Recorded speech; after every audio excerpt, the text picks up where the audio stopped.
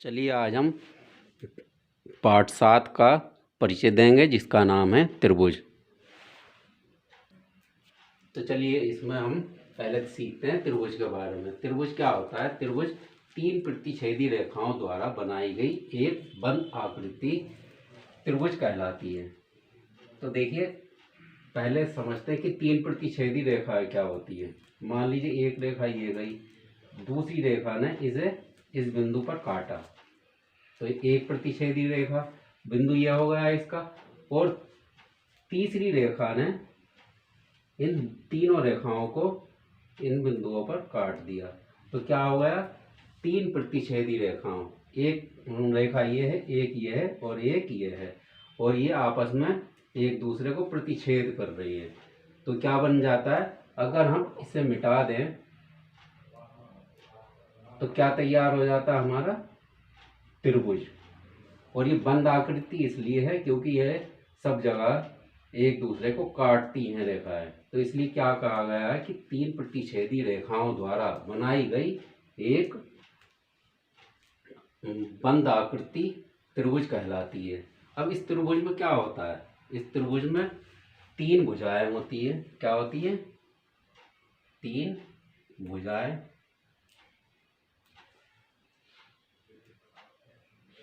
और क्या होता है? 3 कोण होते हैं। क्या? एक भुजा ये ए बी और एक बी सी और एक सी ए, 3 भुजाएं हो गई। और 3 कोण कौन से हो गए? एक कोण ए हो जाएगा, एक बी हो जाएगा, एक सी हो जाएगा। तो इसमें भुजा कौन किस तरीके से लिखते हैं? ए बी,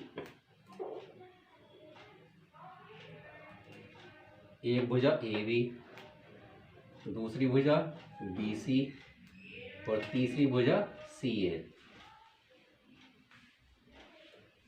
अब 3 कोण होते हैं। इन कोणों को हम किस प्रकार दिखाते हैं?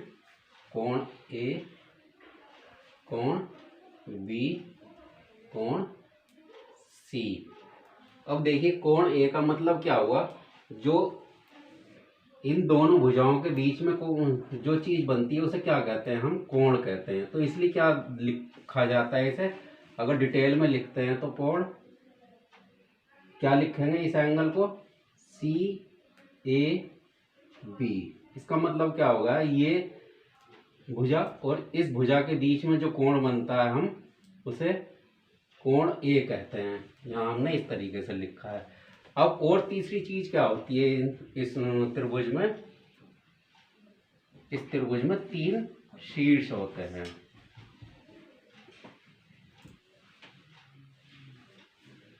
शीर्ष कौन से हैं? एक शीर्ष ए है, एक शीर्ष बी है, एक शीर्ष सी है। शीर्ष कौन से होते हैं? जो 2 रेखाएं प्रतिच्छेदी बिंदु जो होता है वो उसका, ये मान लीजिए सी ए रेखा है और ये बी ए रेखा, ये इसने प्रतिच्छेद कहाँ किया है? बिंदु ए पर, तो इसका शीर्ष कौन सा हो गया? ए।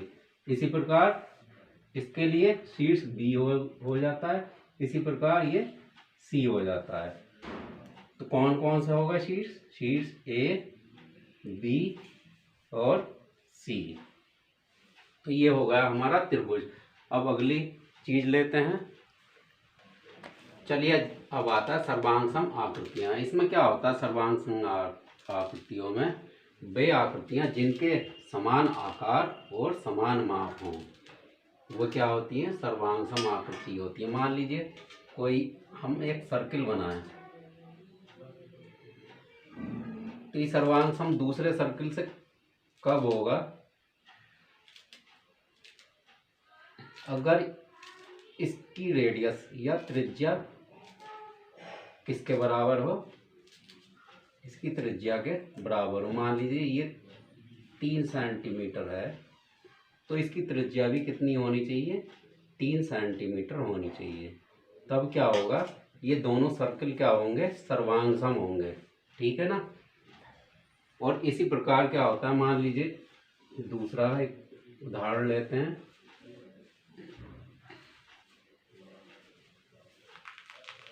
ये क्या है?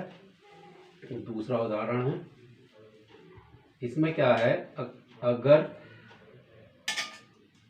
इसकी ये भुजा 3 सेंटीमीटर हो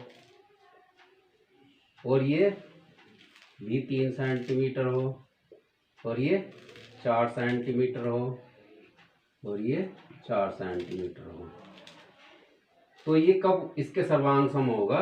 जब इसकी भुजा भी 3 सेंटीमीटर, इसकी ये भुजा इस भुजा के बराबर हो, ये भुजा इस भुजा के बराबर हो, ये भी कितनी होनी चाहिए? 3 सेंटीमीटर, और ये भुजा इस भुजा के बराबर हो, ये कितनी है? 4 सेंटीमीटर है, और ये भुजा ये भुजा इस भुजा के बराबर हो और ये इसके बराबर हो, ये कितना है? ये भी 4 सेंटीमीटर। तो ये इसे हम क्या कहेंगे? ये दोनों आकृतियां सर्वांग सम हैं। जिस प्रकार जैसे मान लीजिए 10 का सिक्का होता है, 10 का सिक्का एक तरफ हेड होता है, एक तरफ टेल बना हुआ होता है, उसमें अगर हम दोनों को जोड़ देते हैं तभी दोनों एक ही सिक्के में हमें हेड और टेल मिलते हैं।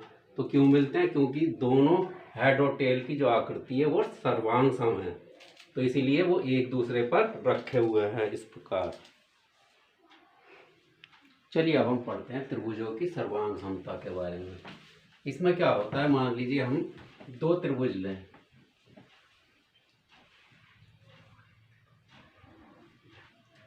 ये त्रिभुज ए बी सी है और दूसरा त्रिभुज लें हम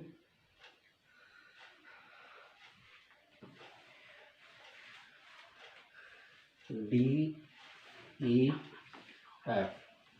तो ये सर्वांग सम कब होंगे? जब ये भुजा इस भुजा के बराबर हो, यानी कि ए बी भुजा किसके बराबर हो? डी ई भुजा के, और बी सी भुजा किसके बराबर हो? भुजा ई एफ के, और भुजा सी ए बराबर हो भुजा एफ डी के। तब क्या? और ये तो हो गई इसकी भुजाएं बराबर, ठीक है। अब क्या होगा? भुजाओं के साथ साथ इसके क्या होने चाहिए? बराबर कोण। ए कोण किसके बराबर हो? डी के। बी कोण किसके बराबर हो? ई के। और सी कोण एफ के बराबर हो। तब क्या होगा? हम क्या कहेंगे? इन दोनों त्रिभुजों को सर्वांग सम कहेंगे। और सर्वांग सम किस प्रकार लिखते हैं ये देखते हैं। अगर मान लीजिए हम इस चित्र को देखकर ये कहें कि ये दोनों त्रिभुज सर्वांग सम हैं, तो फिर कैसे लिखेंगे? त्रिभुज ए बी सी सर्वांग सम त्रिभुज डी ई एफ के, ठीक है ना। त्रिभुज ए बी सी त्रिभुज डी ई एफ के सर्वांग सम है। सर्वांग सम क्यों है? इसकी तीनों भुजाएं बराबर हैं और तीनों कोण भी बराबर हैं, इसलिए क्या कहेंगे हम? त्रिभुज ए बी सी सर्वांग सम है डी ई एफ के। तो अब दूसरी बात यह है कि हम इसे दिखाया तो हमने इस प्रकार है कि पहले ए बी फिर सी। अगर इसे हमें सर्वांग सम दिखाना है तो इसी प्रकार हमें इसे भी दिखाना होगा, पहले डी फिर ई फिर एफ। अगर हम इसे इस प्रकार लिखें, त्रिभुज ए सी बी सर्वांग सम है त्रिभुज। अब इस त्रिभुज को हमें कैसे लिखना पड़ेगा? डी एफ ई के, डी एफ ई के, तब तो ये माना जाएगा सही। अगर हमने लिख दिया बाई चांस, जल्दबाजी में या बाई मिस्टेक हमने लिख दिया त्रिभुज ए सी बी सर्वांग सम है त्रिभुज डी ई एफ के, तो ये क्या हो जाएगा? ये हो जाएगा हमारा गलत। अगर हमें पहले ए बिंदु लिया है फिर बी फिर सी, तो इसी प्रकार हमें इस दूसरे त्रिभुज के लिए भी हमें लिखना पड़ेगा। तो इस बात का जरूर ध्यान रखना है आप लोगों को। चलिए अब देखते हैं त्रिभुजों की सर्वांग समता का नियम। इसमें क्या होता है? दो त्रिभुजों में किन्हीं तीन चीज़ों को बराबर सिद्ध कर दे तो दोनों त्रिभुज सर्वांग सम हो जाते हैं और बाकी के यानी कि अन्य भागों को भी बराबर मान लिया जाता है, जिसे हम संक्षेप में CPCT लिखते हैं। जैसा अभी हमने त्रिभुजों के सर्वांग समता में हमने देखा,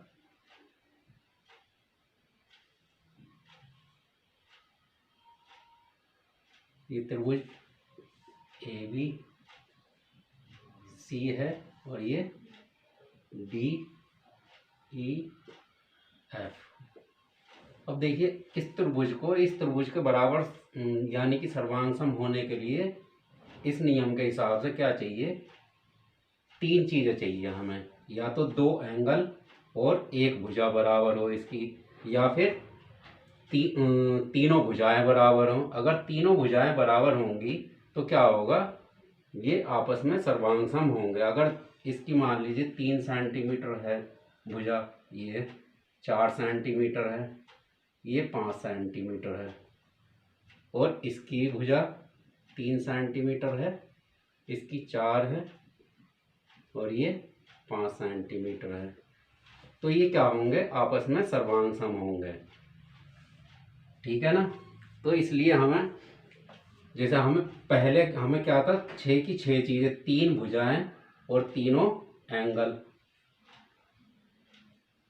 हमें बराबर सिद्ध करने होंगे, हो रहे थे, तब हमें दोनों त्रिभुज सर्वांग सम होते थे। तो अब इस नियम के हिसाब से क्या होगा, हमें 3 चीज़ें ही सर्वांग सम सिद्ध कर देंगी। जैसे कि अब भुजा BC बराबर हो भुजा EF के, और एंगल C बराबर हो एंगल F के, और दूसरी भुजा CA बराबर हो भुजा FD के। तो ये क्या हो जाएगा, हमारा सर्वांग सम सिद्ध हो जाएगा, और बाकी की चीज़ें भी इस नियम के हिसाब से बराबर हो जाएंगी। अगर ये 3 चीज़ें बराबर हैं तो बाकी की 3 चीज़ें भी बराबर हो जाएंगी। अब जैसे इसमें क्या बचा, BC हमारा ये इसके बराबर है और EF के, और एंगल C F के बराबर है दूसरी चीज़। अब तीसरी चीज़ क्या है हमारी, भुजा CA और भुजा DA। अब बचता है हमारा एंगल A, किसके बराबर हो जाएगा, एंगल A हो जाएगा हमारा एंगल D के बराबर, और एंगल B बराबर हो जाएगा एंगल E के, और भुजा AB किसके बराबर हो जाएगी, भुजा DE के।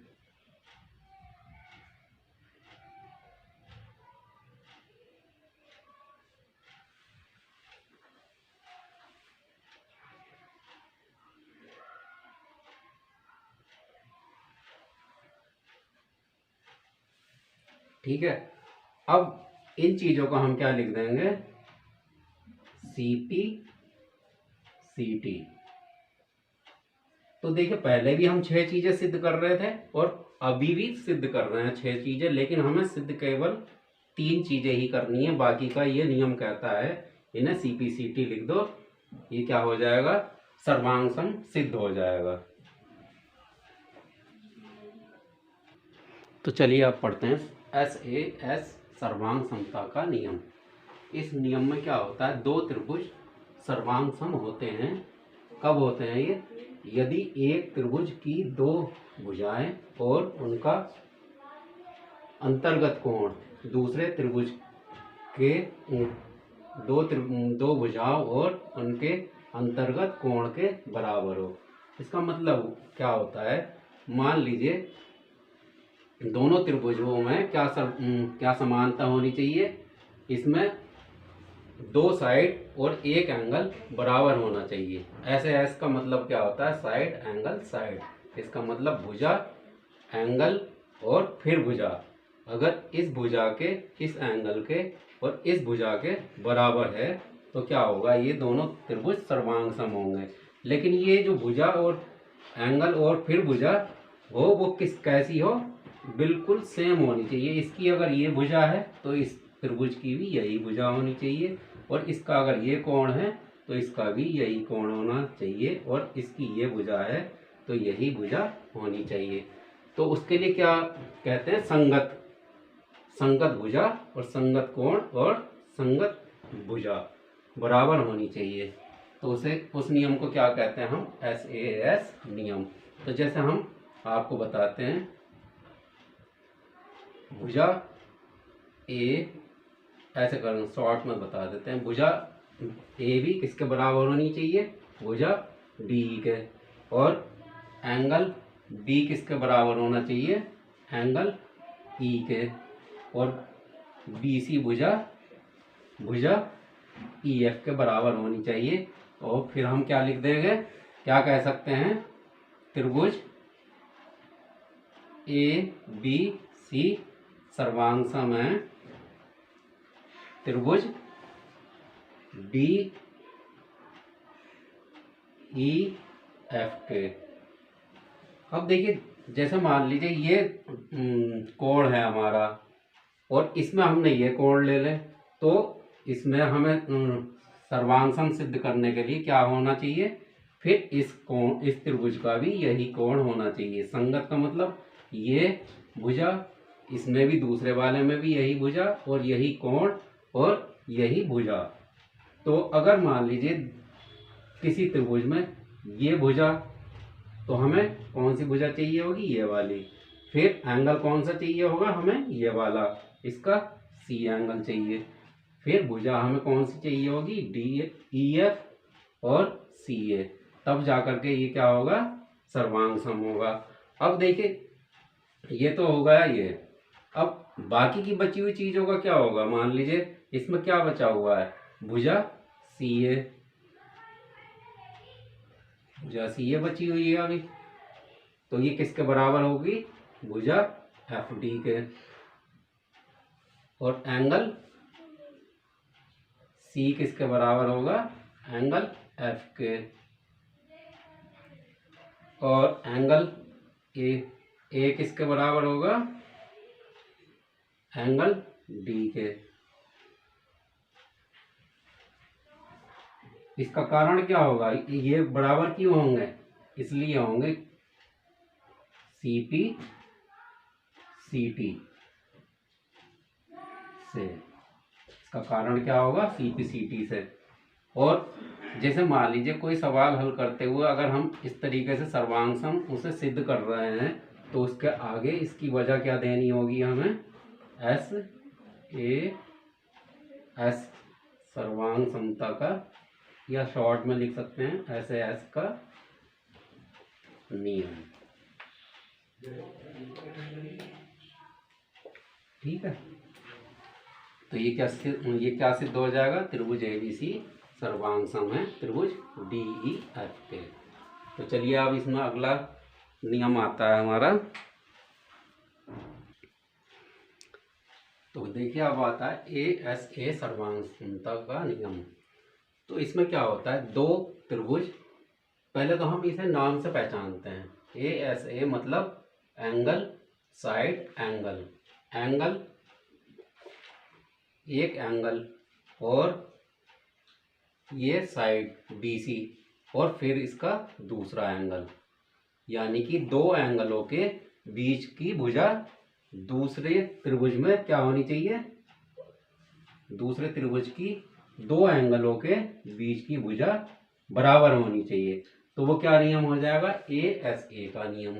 तो इसे पढ़ लेते हैं। दो त्रिभुज सर्वांग सम होते हैं यदि एक त्रिभुज के दो कोण और उनकी अंतर्गत, यानी कि इन दोनों कोणों के बीच में आने वाली भुजा दूसरे त्रिभुज के दो कोणों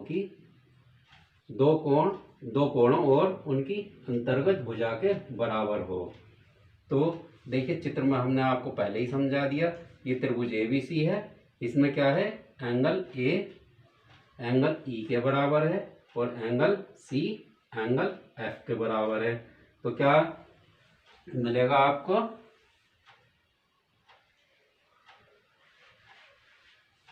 त्रिभुज ABC, इसके बीच की भुजा इस भुजा EF के बराबर है। तो क्या लिखेंगे हम इस त्रिभुज को, त्रिभुज ABC सर्वांग सम है त्रिभुज DEF के। तो इस नियम को क्या कहेंगे, इसका कारण हमें लिखना पड़ता है ASA का नियम।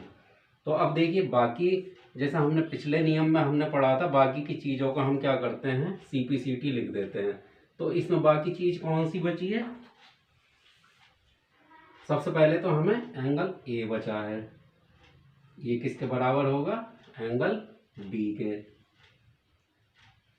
और भुजा AB किसके बराबर होगी, भुजा DE के, और भुजा CA किसके बराबर होगी, भुजा FD के। इसके लिए कारण क्या लिखेंगे, CPCT से।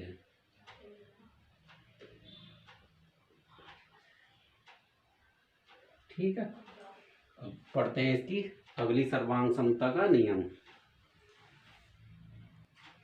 तो देखिए इसमें क्या होता है, दो त्रिभुज सर्वांग सम होते हैं यदि इन त्रिभुजों के दो कोणों के युग्म बराबर हों और संगत भुजाओं का एक युग्म बराबर हो।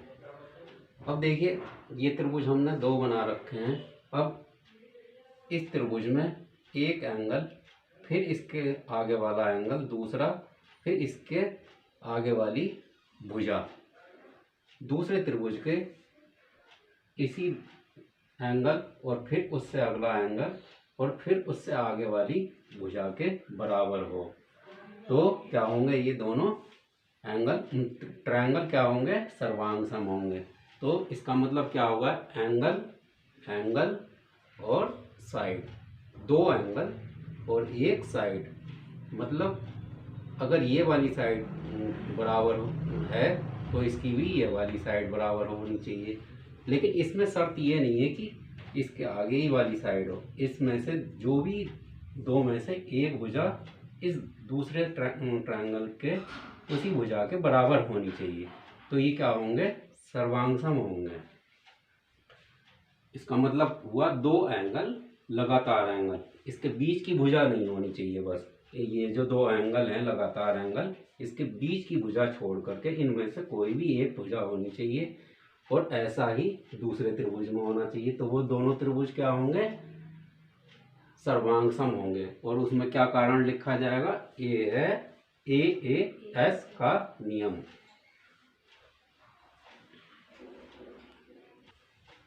चलिए ये आता है हमारा SSS सर्वांग समता का नियम। इसमें क्या होता है, यदि एक त्रिभुज की तीनों भुजाएं एक अन्य त्रिभुज की तीनों भुजाओं के बराबर हो तो दोनों त्रिभुज सर्वांग सम होते हैं।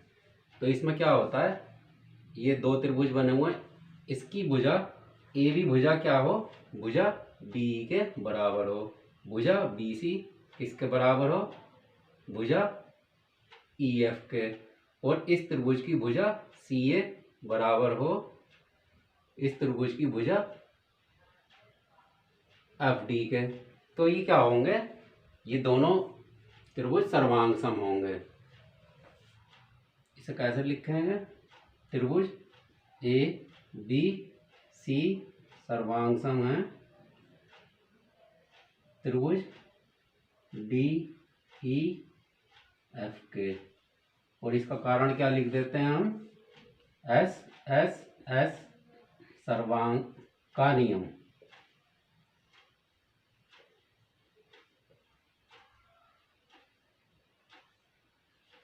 तो इसकी देखिए तीनों भुजाएं इस तरह बराबर होनी चाहिए कि अगर इस त्रिभुज को इस त्रिभुज के ऊपर रख दें तो बिल्कुल ये ढक जाए, बिल्कुल कहीं से कोई भी फेस बाहर ना निकले इसका। तो ये क्या होते हैं, सर्वांग सम होते हैं। अब मान लीजिए इसके तीनों भुजाएं आपस में बराबर हैं, अब इसके क्या बचता है, तीनों एंगल बचते हैं। एंगल ए बी सी, और इस त्रिभुज का एंगल डी ई एफ। तो ये हम क्या लिख देंगे, त्रिभुज एंगल ए बराबर होगा एंगल डी के, एंगल बी बराबर होगा एंगल ई के, एंगल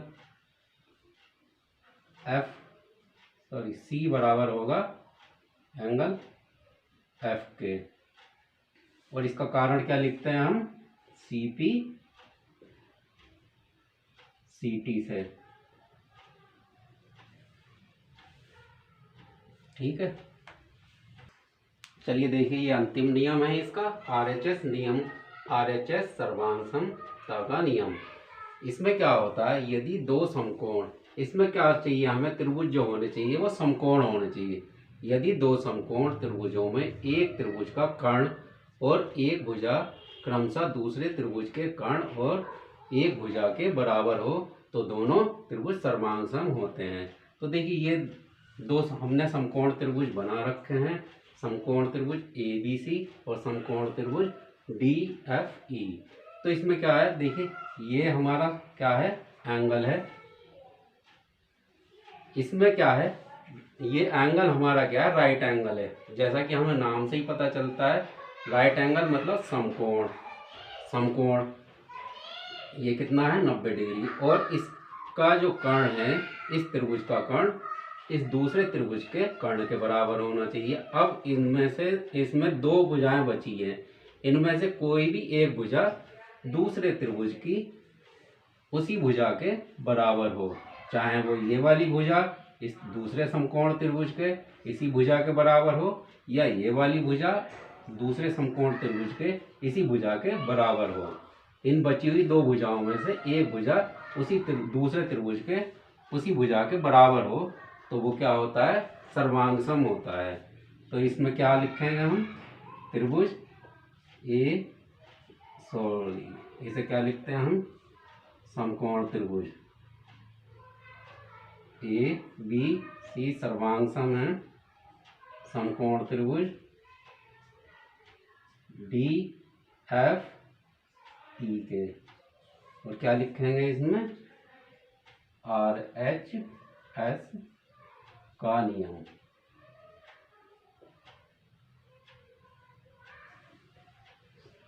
तो देखिए इसमें परिचय में हमने 5 इसके सर्वांग समता के नियम पढ़े हैं, इन्हें बहुत ध्यान से पढ़ लेना और इसी से हमारी सारी एक्सरसाइज इसकी हल हो जाएंगी अच्छे से।